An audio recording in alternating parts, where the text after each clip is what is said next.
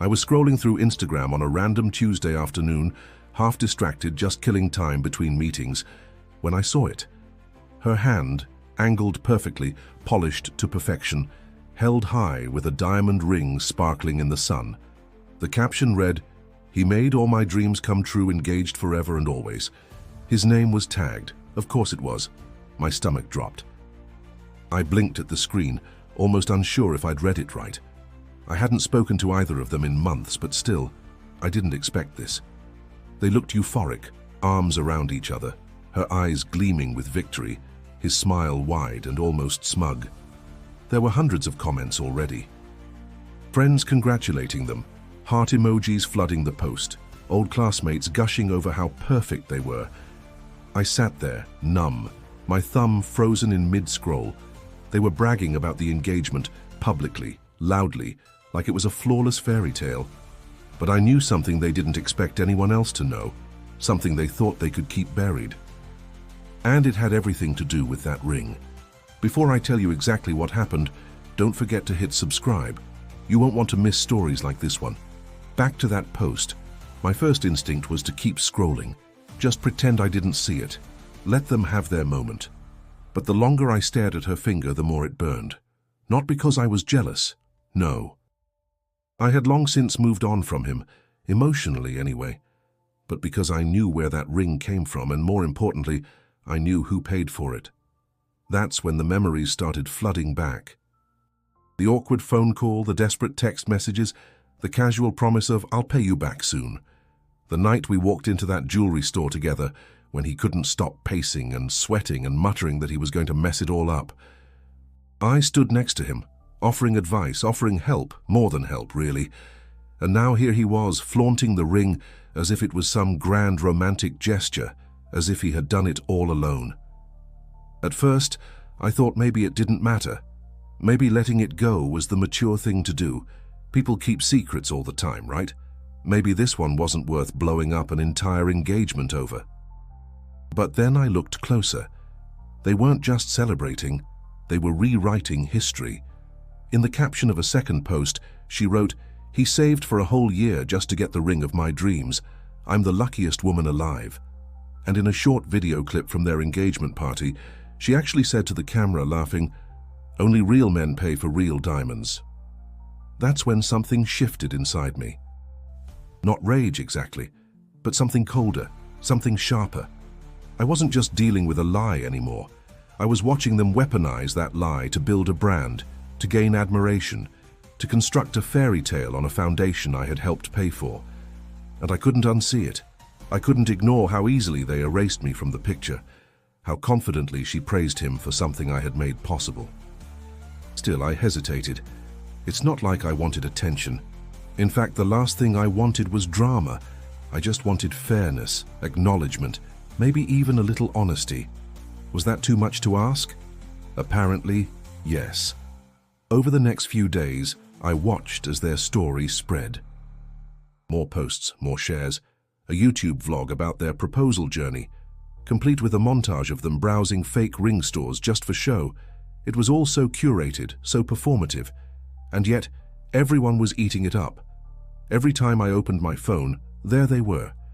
And with each click, with every cheerful photo and smug smile, the truth boiled inside me. I didn't want to say anything. Truly I didn't. But they kept pushing it, kept escalating the lie, and eventually they left me no choice. You can only take so much before silence starts to feel like complicity. So I made a decision, one that would change everything. I wouldn't confront them online, I wouldn't post a comment or send a bitter message.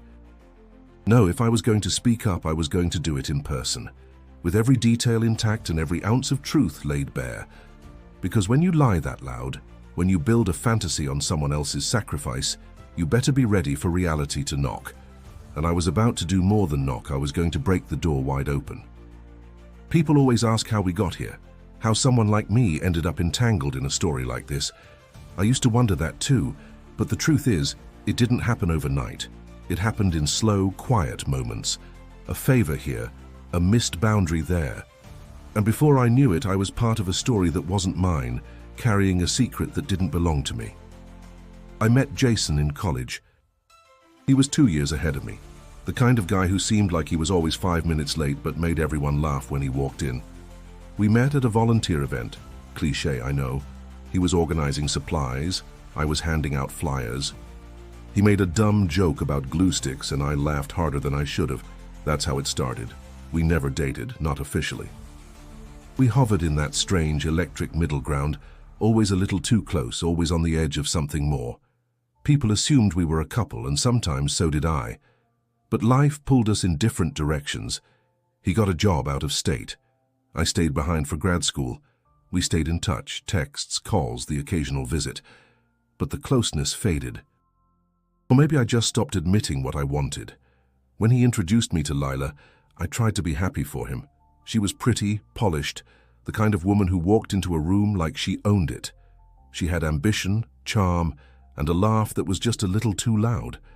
I noticed the way she watched me during our first dinner together, calculating, polite, but guarded. I think she sensed history between me and Jason, even if we never spelled it out. Still, I played nice. I smiled. I asked questions. And slowly, we built something resembling friendship. She was intense, though, competitive in a way that didn't always show, but you could feel it in the room.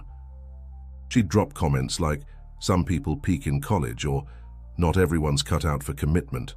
Nothing overt. Just enough to sting if you were paying attention. Jason seemed happy, or at least stable, and I wanted to believe that was enough. But even from the start, there were cracks. He would call me when they fought, sometimes just to vent, other times for advice. I always listened. Sometimes too long. The distance between us grew after they moved in together. The calls slowed, the texts got shorter, and eventually, it felt like I was the only one trying to hold on. Until one night, almost a year later, he messaged me out of the blue. He sounded stressed, said he needed to talk. That's when he told me he wanted to propose, but things weren't going according to plan. He was behind on rent. His car had just needed an expensive repair. And Lila, well, she had expectations. She'd sent him photos of rings she liked, tags from designer accounts, nothing subtle. "I can't afford anything she'd say yes to," he confessed, his voice low. "But if I don't do it soon, I think I'll lose her." It wasn't my problem. I could have said that. But I didn't. Instead, I met him for coffee the next day, and after an hour of back and forth, I found myself offering help, financial help. I told myself it was a loan, told him he could pay me back in installments. But deep down, I knew it wasn't about the money. It was about him. That moment blurred the lines. Again, it brought back old feelings I'd buried under layers of logic. Helping him felt right until it didn't, especially when the thank yous stopped coming and the updates faded. I found out about the proposal through a mutual friend. He didn't even tell me directly. No call, no message, just a screenshot of Lila holding the ring I helped pay for, smiling like she'd won something. After that, the dynamic changed. She barely acknowledged me at gatherings. He avoided eye contact. I was no longer part of their world. I was just the ghost in the background of their fairy tale. I tried to fade out quietly, to let them have their happiness. But you can't fully disappear when you're holding a truth this big, especially when they start rewriting the story. They thought I would stay silent. They thought I'd swallow the lie the way I swallowed everything else, but they were wrong. I remember the day we went to the jewelry store. It was cloudy, late fall, the kind of afternoon that feels like it could tip into winter at any moment. Jason had texted me that morning, just 3 words, "Can you come?" I didn't ask questions, I just showed up. He looked anxious when I met him outside. Hoodie pulled up, eyes darting around like he was trying to avoid someone. "I've been to 3 places already," he said. "Nothing's good enough, or it's too expensive, or both." He kept talking as we walked into the store, but I could tell he wasn't really listening to himself. He was overwhelmed.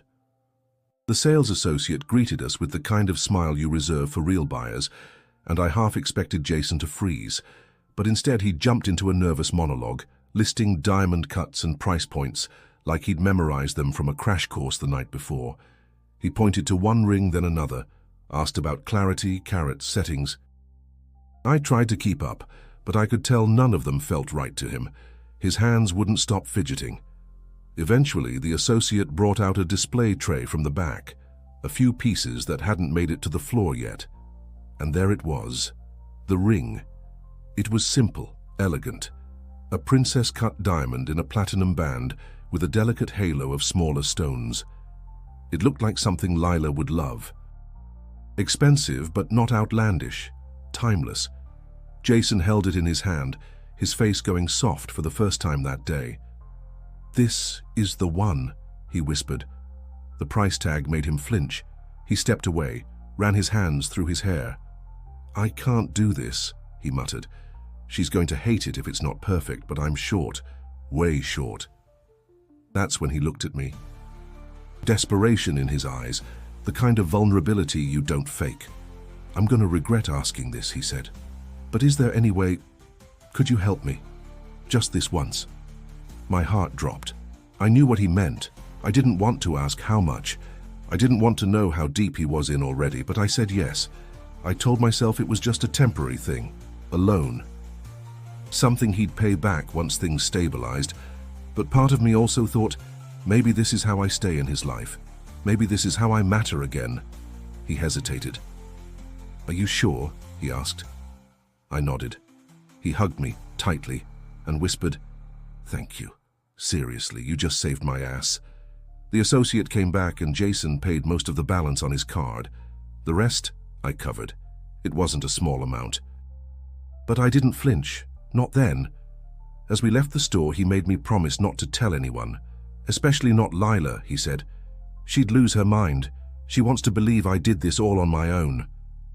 That sentence stuck with me, even more so when he added, "I just need this to go right. If she thinks I can't handle things, she'll rethink everything." I understood what he meant. Lila wasn't cruel, but she was calculating. She liked stability, security, appearances. Jason had been trying to catch up to that image of the man she wanted him to be, and this ring was his final push. He gave me a ride home, and we didn't speak much on the way. When I stepped out of the car, he said, "You'll get it back, I promise." I nodded, knowing that promise was already fragile. Weeks went by, then months. No updates, no mention of the ring. He ghosted the debt like it was just part of the past we didn't talk about. When I finally reached out, he responded casually, like nothing had happened. "Yeah, things have been crazy. I'll hit you up soon." He never did. The next time I saw the ring was on Lila's hand, in a carefully posed photo, complete with a filter that made the diamond glow like a star. The caption read, "He got me my dream ring. Every detail, down to the setting, exactly how I imagined it. He knows me so well." That's when it hit me. I wasn't just erased, I was rewritten. My contribution, my presence, my role in their story, it had been replaced by a fantasy. One where Jason was the hero and I didn't exist. And the worst part, he let her believe it. He let the lie breathe, grow, become something beautiful. Until it wasn't. The engagement announcement was just the beginning. Over the next few weeks, their social media exploded. Every day brought a new post, her hand flashing the ring in front of Latte's Sunset's car dashboards. Captions like, "Still can't believe it," and "He did good," flooded my feed. She wasn't just celebrating, she was showcasing, curating an image of love and luxury wrapped in perfectly lit snapshots. Jason played his part too, posing in the background of mirror selfies, carrying her shopping bags in tagged photos, smiling beside her at engagement dinners. It was like watching two people audition for a reality show. Every moment was performative, and every gesture felt exaggerated, especially the ring. That damn ring. What made it unbearable wasn't the attention, it was the narrative they were building. In one post, Lila wrote, "He worked extra shifts just to get the exact ring I wanted. I'm so lucky to have a man who values me like that." The post got nearly 2,000 likes. Dozens of comments said things like, "He's a keeper," and "Girl, that's a man who provides." I read those words and felt like I was choking on them. I told myself it didn't matter, that I'd done a good thing, that I didn't need credit. But the lie wasn't just living, it was thriving. and they were feeding it. At an engagement brunch a few weeks later, I made the mistake of showing up. A mutual friend invited me. "It'll be chill," she said. "You don't have to stay long." I figured I'd show my face, smile politely, then leave before it got weird. It got weird faster than I expected. The room was filled with balloons, mimosas, and congratulatory banners. Lila held court in the center, laughing loudly, showing off her ring to anyone who got within arm's reach. Jason hovered nearby, quiet, but with that smug grin that never quite reached his eyes. I kept my distance. I wasn't trying to stir anything, but Lila found me anyway. She approached with her arm extended, waving the ring like it was a trophy. "So," she said, her tone sweet but sharp, "what do you think?" "It's beautiful," I said, keeping my voice even. She smiled wider. "He really came through. I honestly didn't think he had it in him, but—" She shrugged, letting the implication hang in the air. A couple of people nearby chuckled. I gave a tight smile. "Well, he did say he wanted to make it special." She tilted her head, eyes narrowing. "Funny, you sound like you knew he was going to propose." I paused, just for a second, but it was enough. Her smile curled. "I guess he talks to you more than I thought." The words were casual, but the message wasn't. It was a warning, a reminder that I was on the outside now, and she was staking her claim. I wanted to walk away, I really did. But then she added one more line, soft and venom-laced. "Some women just can't handle watching other people win." It was subtle, designed to sting without being obvious, and it landed hard. I walked away, heart pounding, face burning. I stood in the hallway for a moment, gripping the edge of a console table to keep my hands from shaking. I didn't cry. I didn't scream, but something inside me snapped into place. This wasn't just a misunderstanding anymore. It wasn't about unspoken favors or private sacrifices. This was personal. She was rewriting the story, and now she was weaponizing it, using it to cut me down, to humiliate me, to claim a kind of victory I never even asked to compete in. And the worst part? Jason was letting her. The man I once stayed up all night talking to, the one who once called me his safest place, he was silent, watching it all unfold and saying nothing. That's when I started to wonder if the silence was the real betrayal. Not the money, not the lie, but the choice to let it all stand uncontested. I didn't confront them that day. I finished my drink, thanked the host, and left quietly. But the fire was already lit, and it was only a matter of time before it burned through everything. It happened at a dinner party. One of those polished, grown-up affairs with wine pairings, handmade name cards, and a playlist curated for intimate sophistication. Jason and Lila arrived fashionably late, of course, holding hands and beaming like royalty. I wasn't even supposed to be there. A mutual friend invited me last minute when another guest dropped out. I considered saying no, but something inside me whispered to go. Maybe it was curiosity. Maybe it was something darker. From the moment they walked in, Lila was glowing. Jason had his usual quiet confidence, but she was the one commanding attention. Laughing, complimenting, floating from guest to guest with that practiced grace she'd perfected. The ring caught the light every time she moved her hand, always just enough to draw the eye. I did my best to stay neutral. I talked to people I hadn't seen in months, smiled through the discomfort, told myself it was just one night. But then came the toast. Our host stood and clinked a glass. "Let's raise a glass to the newly engaged couple. Jason and Lila, your love is inspiring. We're so happy for you." Everyone clapped. Lila beamed, pulling Jason close, lifting her glass high. She didn't miss the opportunity. "Thank you," she said sweetly. "Honestly, it still feels like a dream. Jason went above and beyond. He made this proposal so perfect, just like the ring." She held up her hand again. "And to think he saved for months just to make it happen. That's what a real man does. No shortcuts, no handouts."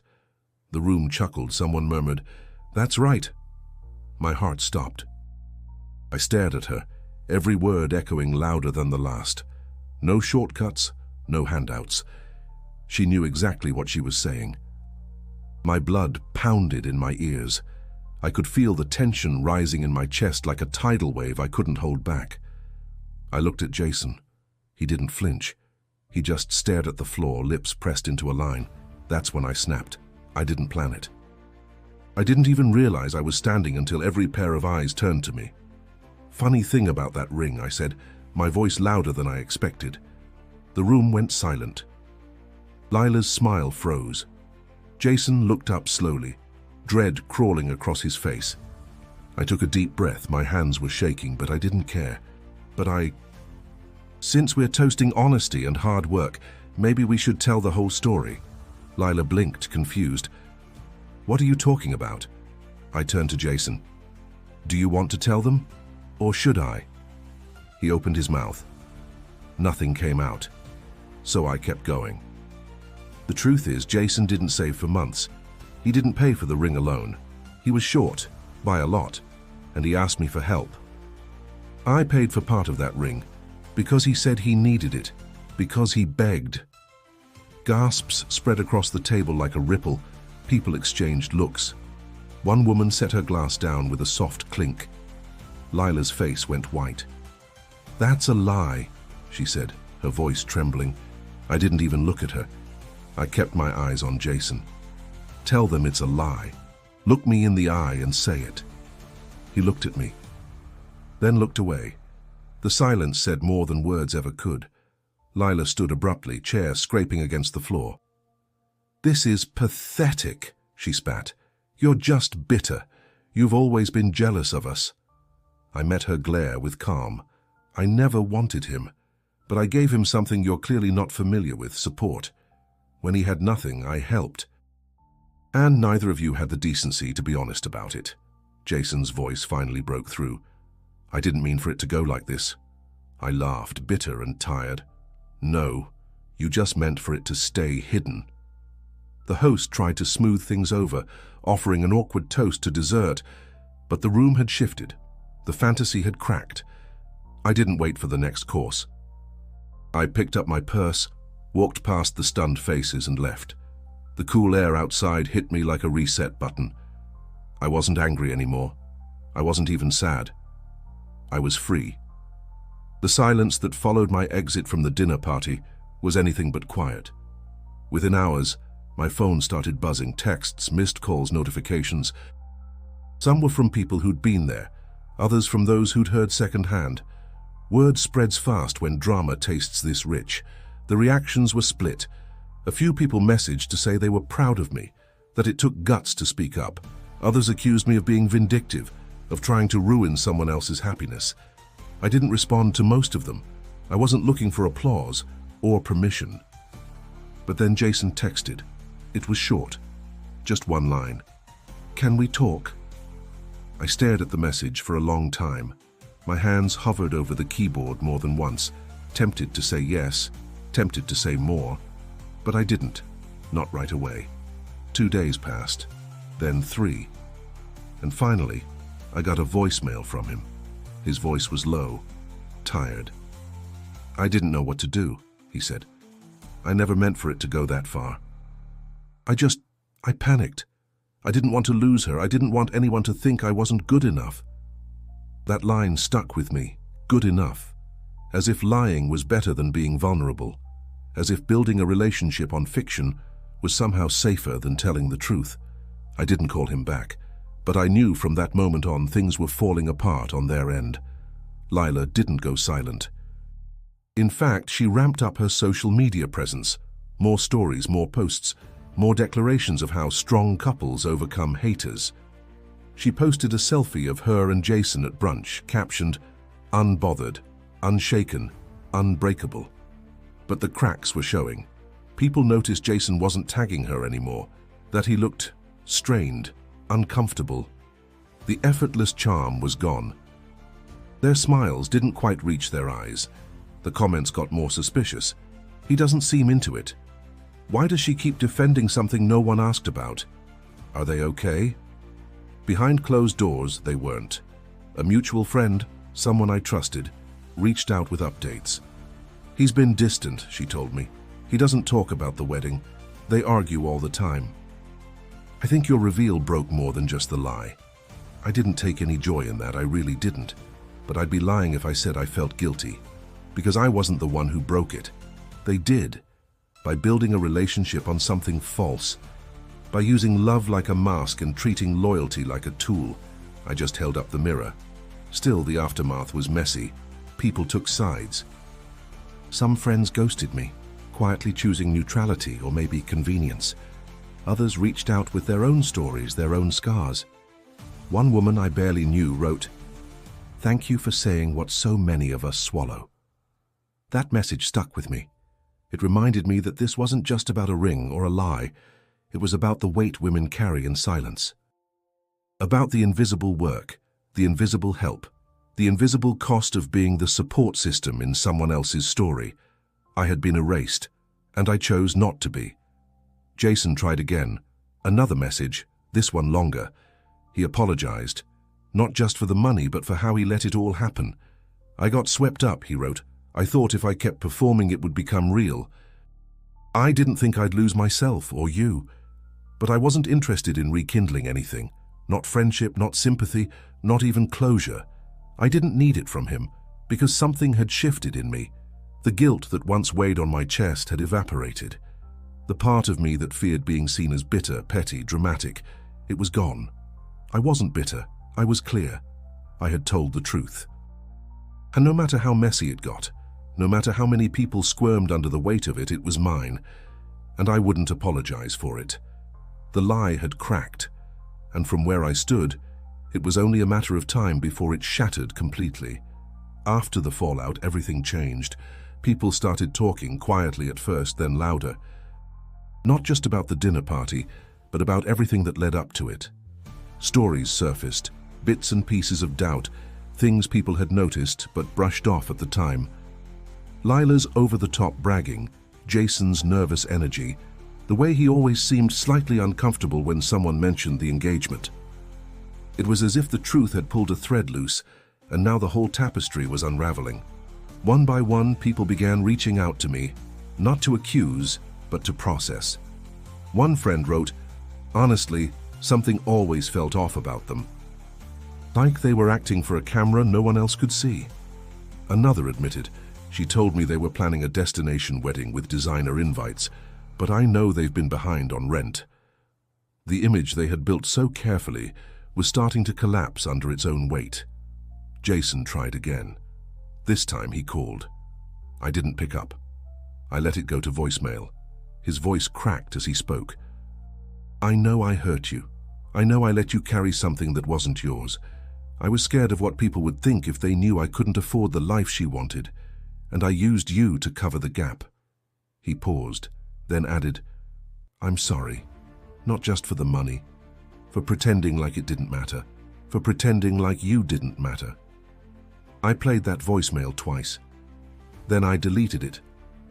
There wasn't anything left to say. The next time I heard about Jason and Lila, it was from a colleague who ran into them at a local market. "They didn't look like a happy couple," she said. "He looked drained," and she was snapping at him about forgetting to post their date day photo. The cracks weren't just visible now, they were spreading. There were rumors. Nothing confirmed, but whispers from people close to them. Jason had started pulling away, skipping wedding planning meetings, spending more time alone. Lila was doubling down, pushing harder, posting more, trying to keep the fairy tale alive even as the castle crumbled. I wasn't part of their world anymore, but I could see it from a distance, like watching a storm through a window. And all I felt was relief. Relief that I didn't stay quiet. Relief that I chose myself, and surprisingly, relief that I finally saw things clearly. For so long, I'd clung to this version of Jason that only existed in memory. The thoughtful boy who shared playlists, who brought me soup when I was sick, who once said, "You're the only person who really sees me." But that person no longer existed. Maybe he never truly had. What I had loved was a ghost, a version of him shaped by time and longing. And when I finally stopped clinging to the past, I realized how much I had missed in the present. Because while they were scrambling to maintain a lie, I was rebuilding my peace. I focused on work, picked up new projects, poured my energy into things that actually fed me. I reconnected with friends I'd drifted from, not the ones who picked sides, but the ones who reminded me of who I was when no one else was watching. And for the first time in months, I felt light. I wasn't waiting for apologies. I wasn't checking my phone for updates. I wasn't hoping for redemption. I had nothing left to prove, nothing left to defend. Someone once told me that truth always comes with a cost, and they were right. Telling it fractured relationships, shattered illusions, made people uncomfortable. But it also set me free. That freedom came with solitude, yes. But it also came with clarity, with space to breathe, with the understanding that sometimes the only way to heal is to let the story burn and walk away from the smoke. I didn't regret what I said. Not then, not now. Because in the end, the truth didn't destroy anything worth saving.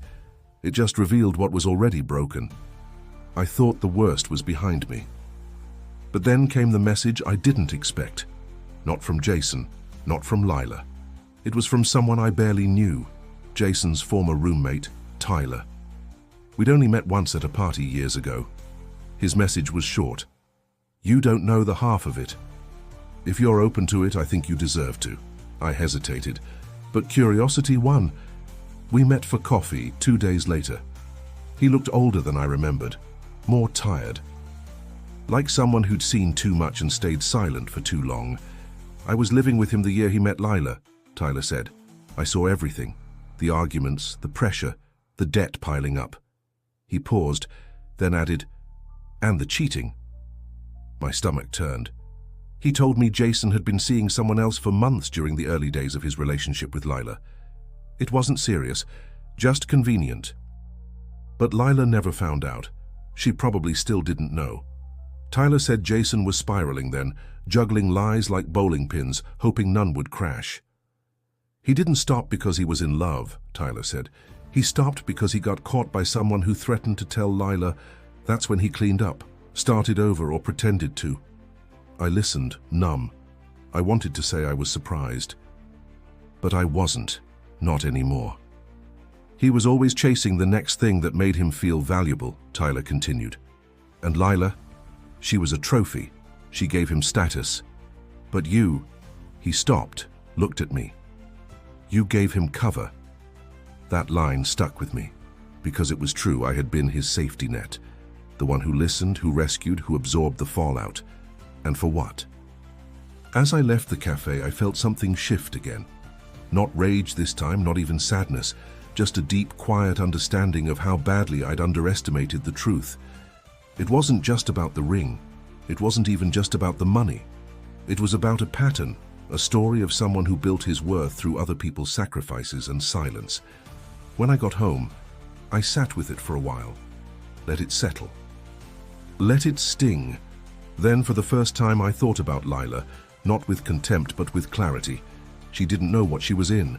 Maybe she didn't want to. Maybe the fantasy was too important to let facts interfere. Or maybe she was just as much a performer as he was. I didn't feel sorry for her exactly, but I understood her better, because I'd been her once, blinded by charm. Clinging to a story that looked better than it felt, convinced that if I just kept smiling, kept believing, it would eventually become real. And then I thought about my own part in all of this. I wasn't innocent. I wasn't just a bystander. I had ignored the red flags. I had said yes when I should have said no. I had chosen to be needed instead of being respected. And I had stayed quiet, far too long, hoping to be acknowledged instead of demanding to be valued. The truth wasn't just about them. It was about me too. So I wrote a letter, not to send, just for myself. In it, I listed everything I'd done out of fear. Every time I'd swallowed my voice to keep the peace. Every time I'd given without boundaries. Every time I'd accepted crumbs and called it love. Then I tore the letter up, because I didn't need to carry that anymore. I reached out to a therapist I'd been meaning to call for months. I made the appointment. I started journaling, not about Jason or Lila, but about myself, my patterns, my silence, my healing. I talked to friends, not just about what happened, but about what it meant. And slowly, something shifted. The weight lifted. Not all at once, but enough to breathe. enough to reclaim myself from a story that never really honored me. And when I finally saw Jason again, unexpectedly weeks later, I felt nothing. No pull, no pain, no curiosity. He looked at me like someone trying to remember a dream, and I walked away without saying a word. The breakup didn't make headlines. There were no dramatic announcements or explosive posts, just silence. Their once daily updates vanished. No more brunch photos, no more coordinated outfits, no more ring close-ups. And eventually, the engagement status quietly disappeared from Lila's bio. That's how I knew. The story they tried so hard to script had reached its final page, and they didn't even bother with an epilogue. I found out the rest from a friend who worked at the same gym Jason used to frequent. He cancelled his membership, said he was moving out of the city, alone. No one ever confirmed it, but the silence spoke for itself, and in a way, it felt fitting. After so much noise, the ending arrived like a whisper.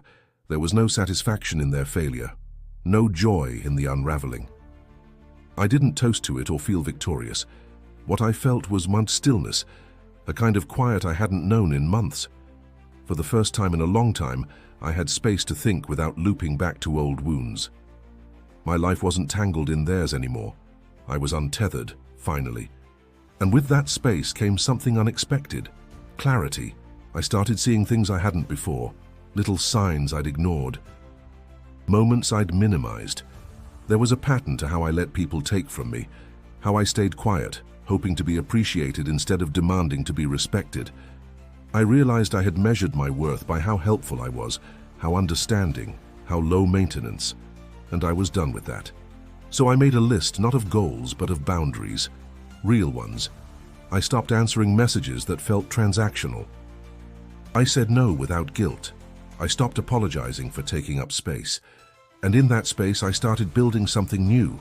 Not a relationship, not a performance, a life. I poured into work and it flourished. I pitched a project I'd been too scared to propose for months and it got approved. I started writing again. Not about them, about me, about healing, about power, about truth.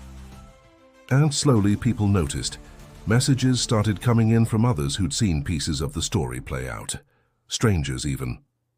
One woman wrote, "You said what so many of us wish we could. You reminded me that silence isn't always strength." Another said, "Thank you for showing that it's okay to walk away, even from people who once meant the world."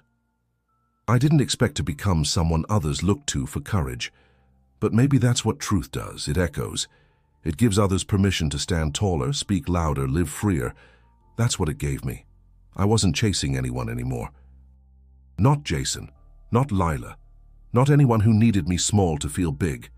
I was choosing myself, every day, in small ways and big ones, in how I spent my mornings, in who I let into my evenings, in what I no longer allowed to sit heavy in my chest. I saw Lila once, briefly, at a local event downtown. She was with friends, laughing, but it didn't reach her eyes. She caught my gaze for a second. Her expression flickered, shock, then embarrassment, then something unreadable. She turned away. I didn't feel pity, just distance, the kind that says, we're not part of each other's stories anymore. And that was okay. Some chapters aren't meant to last. Some people aren't meant to stay. And some truths once spoken change everything. Mine did. It cost me things. Connections, comfort, illusions. But it gave me more than it took. It gave me myself.